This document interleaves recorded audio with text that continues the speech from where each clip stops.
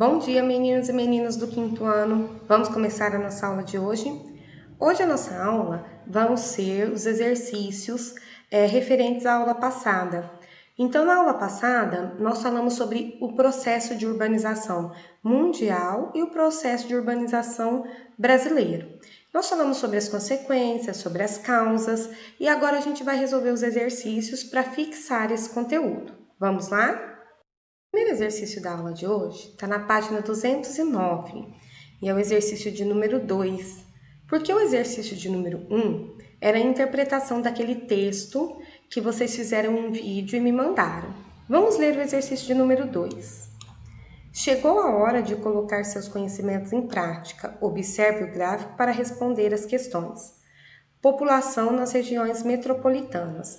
Então, nós temos aqui um gráfico da quantidade do número de habitantes nas regiões metropolitanas do Brasil, né? Então, nós temos, como sempre, a cidade de São Paulo em primeiro lugar, com mais de 20 milhões de habitantes, Rio de Janeiro, com aproximadamente 13, Belo Horizonte, um pouco mais que 5, Porto Alegre, um pouco menos que 5, e todas as outras capitais aqui.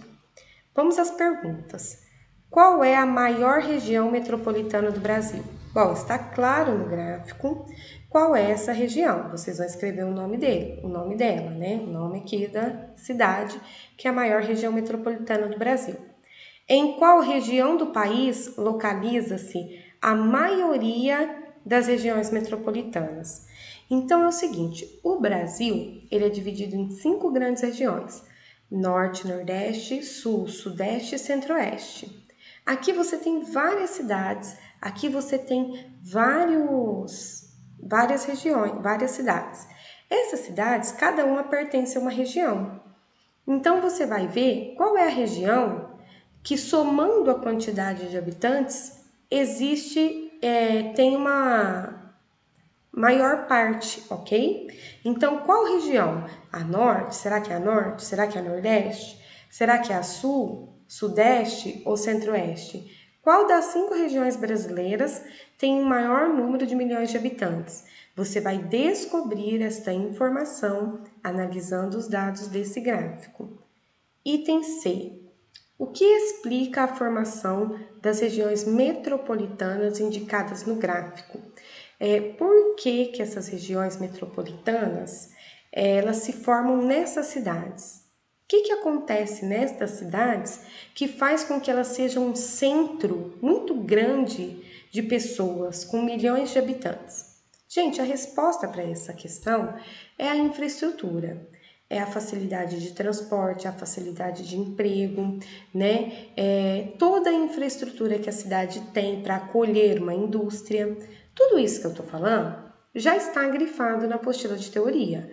É só você voltar às páginas que você vai ver a resposta bem certinha e vai poder copiar aqui, ok? Exercício de número 3. Observe com atenção o gráfico publicado no site do IBGE. É um gráfico sobre a população urbana e rural nos anos de 1991 até 2010, né? Vamos analisar as perguntas agora. De acordo com as informações desse gráfico, é correto concluir que... Quais são as informações que esse gráfico nos passa? Por exemplo, no ano de 1991, esta era a população urbana, né? Se a gente observar a população urbana, ela está crescendo. E se nós observarmos a população rural, ela está diminuindo. Você vai analisar essas alternativas e marcar um X na alternativa correta. 4. Quais foram os fatores que impulsionaram a urbanização? Eu falei para vocês que o processo de urbanização no Brasil, ele foi alavancado, ou seja, ele aconteceu por 2 motivos. 2 motivos. Esses 2 motivos estão grifados na apostila de teoria. Então, volta lá e escreve esses 2 motivos aqui para mim. A partir de qual década o mundo passou a ser predominantemente urbanizado? Essa década, ela está grifada também na sua apostila de teoria. Você vai voltar o texto e vai pesquisar. Em qual década o Brasil deixou de ser um país rural? Existe um gráfico na apostila de teoria, o mesmo gráfico que eu usei na aula de ontem, explicando quando foi que o Brasil deixou de ser um país rural. É só você procurar esse gráfico que você vai conseguir encontrar a resposta para a questão de número 6. Quais são os fatores que motivaram a urbanização brasileira? Os fatores que motivaram a urbanização brasileira são os mesmos fatores que motivaram a urbanização no mundo todo, aqueles dois que estão grifados mais atrás na sua apostila de teoria.